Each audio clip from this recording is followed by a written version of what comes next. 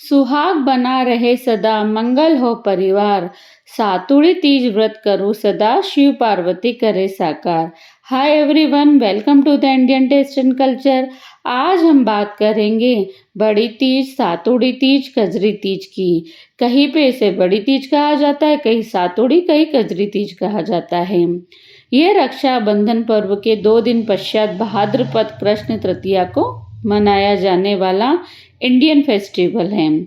मुख्य रूप से सुहागिन महिलाएं इस दिन व्रत करती है। सातुड़ी तीज का महत्व। जितने भी व्रत तीज त्योहार होते हैं उन सभी का एक अपना महत्व होता है। उन सभी की अपनी अलग विधि होती है और उन सब की कहानियां भी अलग अलग होती है। तो बात करते हैं सातुड़ी तीज के महत्व की। तो सातुड़ी तीज के अखंड सौभाग्यवती की प्राप्ति के लिए सातुड़ी तीज का व्रत रखा जाता है। पति की लंबी उम्र और सुखी दाम्पत्य जीवन के लिए इस व्रत को किया जाता है। इस दिन शिव पार्वती की पूजा कर उनके आशीर्वाद से वैवाहिक जीवन में सुख शांति आती है। व्रत और पूजा से घर में सुख, समृद्धि, शांति हमेशा के लिए बनी रहती है। अब बात करते हैं कि इसकी पूजा करते कैसे हैं।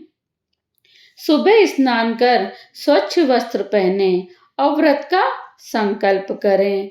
पूजा स्थान पर शिव पार्वती की प्रतिमा या चित्र स्थापित करें।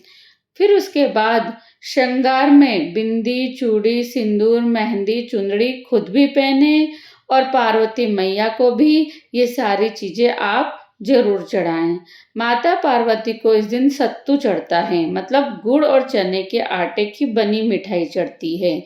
चाहे तो आप लड्डू चढ़ाइए, चाहे आप चूरमा चढ़ाइए, चाहे आप इसका हलवा बनाइए, पर चढ़ता सत्तू ही है। सत्तू के लड्डू कैसे बनाए जाते हैं, ये रेसिपी मैं पहले इस चैनल पर शेयर कर चुकी हूँ, तो आप ज़रूर सत्तू के लड्डू और चूरमा रेसिपी पे विजिट करें। डिटेल में डिस्क्रिप्शन बॉक्स में ऐड कर दूंगी। सत्तू भोग लगाऊं मैं, मन में लाऊं प्यार, शिव गौरी दोनों मिले बरसाए सुख अपार। तो सत्तू इस दिन जरूर चढ़ाया जाता है। तीज व्रत की कथा सुने या फिर आप पढ़ भी सकते हैं। आरती कर कर हाथ जोड़कर अखंड सौभाग्य की प्रार्थना भगवान शिव से और मैया पार्वती से जरूर करें। अगले दिन व्रत का पारण करें। आप कोई भी व्रत करें तो उसका दूसरे दिन अगले दिन पारण जरूर करें। पारण में सबसे इजी तरीका है कि आप मंदिर में जाकर सीधा चढ़ा के आएं या फिर किसी भी गरीब को आप खाना या वस्त्र दे सकते हैं। सीधा कैसे बनाया जाता है ये मैं आपको पहले इस चैनल पे बता चुकी हूँ, तो आप जरूर जाके सीधा बनाने की रेसिपी को आप जरूर विजिट करें। अब बात करते हैं सातुड़ी तीज या बड़ी तीज की कहानी की। तो एक साहूकार था, उसके 7 बेटे थे। उसका सबसे छोटा बेटा वेश्यागामी था। उसकी पत्नी जेठानियों के यहाँ काम करके अपना गुजर बसर करती थी। भादवे के महीने में कजली तीज का दिन आया, तब सभी ने तीज की माता का व्रत किया और सत्तू बनाया। छोटी बहुत ज्यादा गरीब थी। सास ने एक छोटा सा सत्तू का पिंडा उसके लिए भी बना दिया। शाम को पूजा करके वह सत्तू पासने लगी। उसी समय उसका पति वेश्या के यहाँ से आया और बाहर से बोला, किवाड़ खोल। उसने दरवाजा खोला।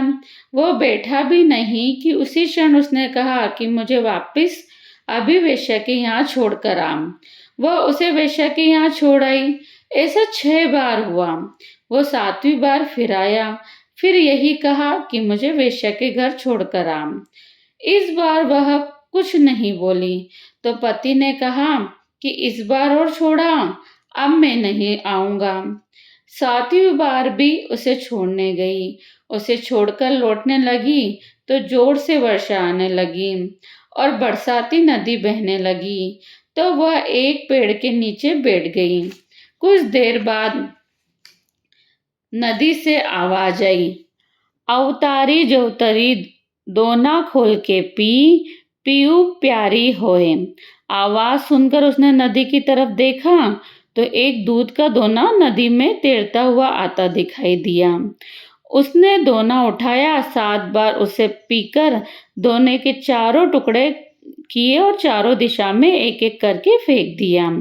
उधर तीज माता की कृपा से उसे वेश्या ने अपना सारा धन उसे दिया। वह सदा के लिए वहां से चली गई।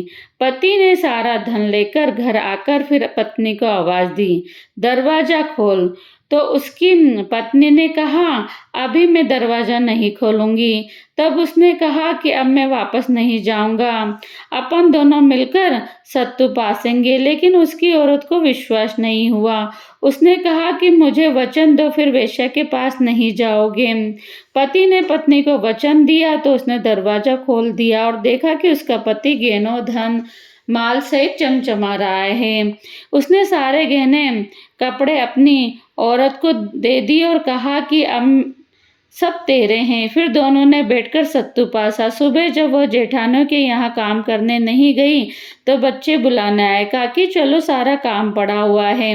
उसने कहा कि अब तो मुझ पर तीज माता की पूरी कृपा है, इसलिए मैं काम करने नहीं आऊंगी।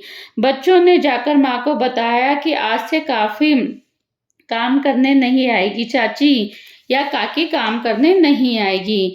काकी तो नए कपड़े व गहने पहनकर बैठी है और काका जी भी घर पर हैं। सभी जने बहुत खुश थे। हे तीज माता, जैसे आप उस पर प्रसन्न हुए वैसे ही सब पर प्रसन्न होना। ऐसा कहा जाता है कि किसी भी कहानी के बाद विनायक जी की कथा जरूर की जाती है। तो अपन विनायक जी की कहानी स्टार्ट करते हैं। विष्णु भगवान, लक्ष्मी जी शादी होने लगी। सारे देवी देवताओं को बारात में जाने के लिए बुलाया गया तो सब बोलने लगे गणेश जी को नहीं ले जाएंगे, वो तो बहुत सारा खाते हैं।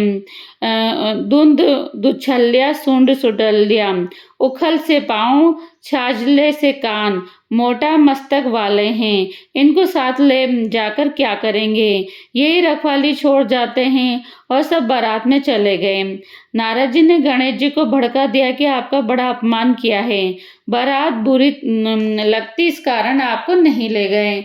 अब तो गणेश जी को क्रोध आया। उन्होंने चूहे को आज्ञा दी कि सारी जमीन थोती कर दो।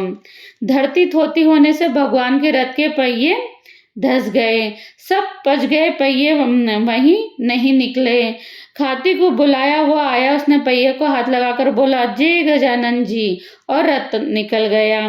सब पूछने लगे गणेश जी को क्यों याद किया। खाती बोला, गणेश जी को सुमरे बिना कोई काम सिद्ध नहीं हो सकता। सब सोचने लगे कि हम तो गणेश जी को छोड़ के आए हैं। एक जने को भेजकर गणेश जी को बुलाया गया। पहले गणेश जी रिद्धि सिद्धि से विवाह करवाया, फिर विष्णु भगवान लक्ष्मी जी के साथ विवाह हुआ। हे विनायक जी महाराज, जिसे भगवान का काम सिद्ध किया वैसे ही सबका करना। बोलो विनायक भगवान की जय। यदि आपको कहानी अच्छी लगी हो तो लाइक करें और शेयर जरूर करें।